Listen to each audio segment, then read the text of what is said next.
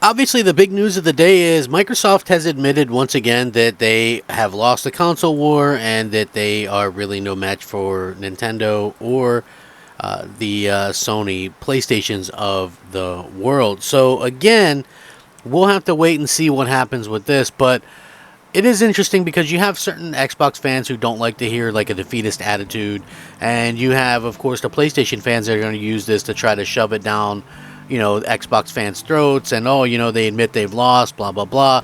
But we have to put this in context to understand exactly what's going on. They now say that Xbox has, quote, lost the console wars. It's going to be a long week. Just ahead of the FTC for hearings this week, in which various Microsoft and Xbox executives will be attempting to defend the acquisition of Activision Blizzard, Microsoft has submitted a filing which actually mentions that Xbox has, quote, lost the console wars and its rivals are, quote, positioned to continue to dominate.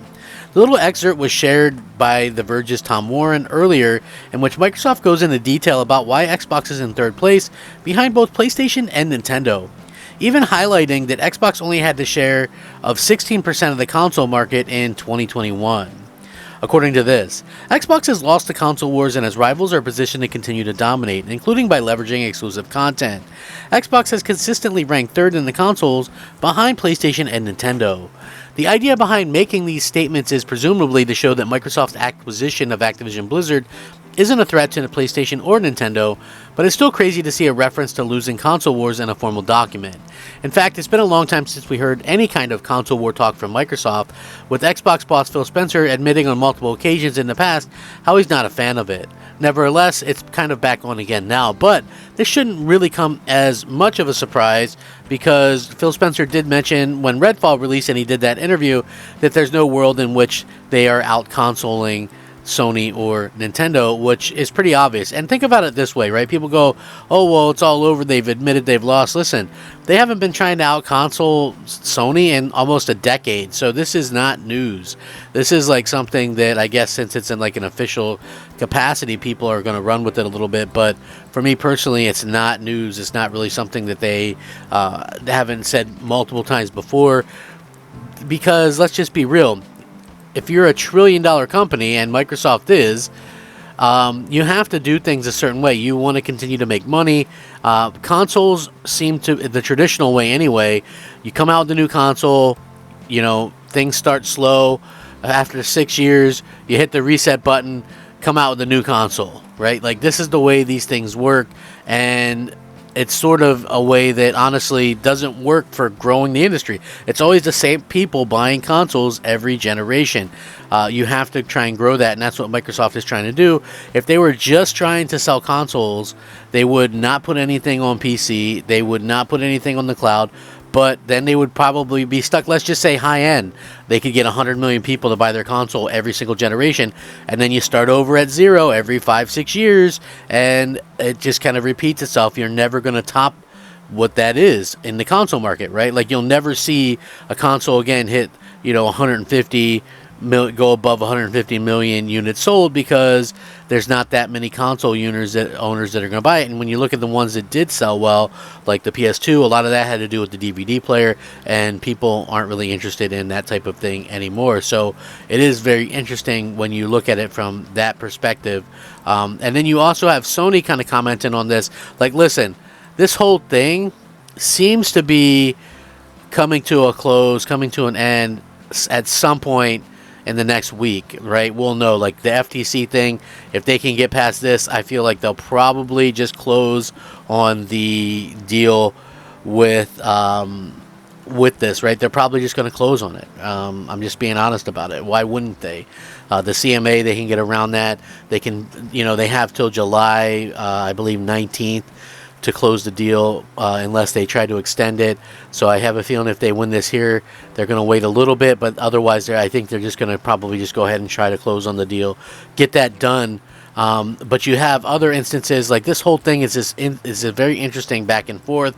Like Sony, Jim Ryan has said, which again, if you ever wanted to know how full of crap Jim Ryan is, this really explains it. He says, Sony won't share confidential PS6 details with Activision if Xbox deal is approved. He says we simply could not run the risk.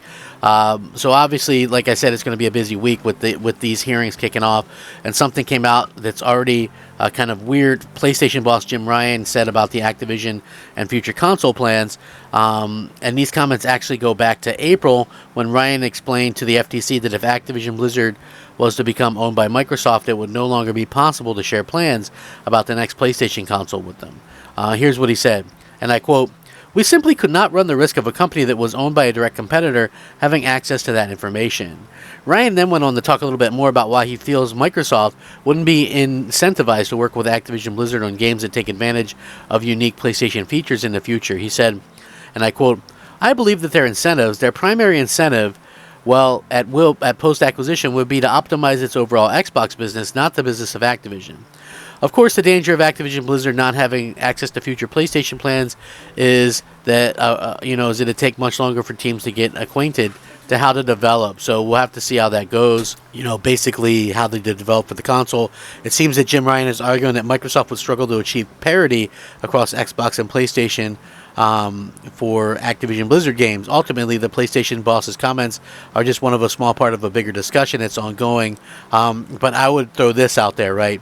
So he says, we couldn't share plans with our future because Microsoft would own it, but Microsoft owns Minecraft, and obviously, if there's any kind of updated thing there, not only that, but there's also, things like the Elder Scrolls Online or Fallout 76.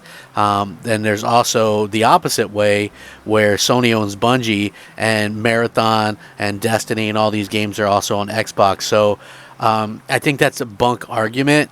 And also MLB, like the show and stuff like that, that's a yearly release. So I think that's silly. First of all, they usually don't share any type of information until, usually it's like a year out or a year and a half tops. There's not going to be enough time to really do any kind of drastic change. And both the consoles, almost every time, are pretty similar to begin with. So, again, we'll see what happens long term. But I can't wait for this to be over. I'm with you guys. I don't like Microsoft necessarily being defeatist. I understand why they're saying this, however. And I'm really kind of more looking forward to seeing how things kind of go out for them in the future. Because I think we all need a future where Xbox is competing head on with Sony. And, that's going to be, I think, the proper way that they can go about it. Hey, we have to do this or we have to do that. I think Microsoft is very smart, and I think that this would be 100% for the best that all this stuff happens. So anyway, I'm excited for it. I'm sure a lot of you are. I'm here. Want to hear some of your thoughts. Do you care? Do you think that that Microsoft should not do this? Do you think that this is something that's detrimental to gaming, or do you think this is something that's actually going to help competition? Let me know. Rack 'em up. I'm Crap Gamer. This is Crap Gamer Reviews. Crap Gamer out.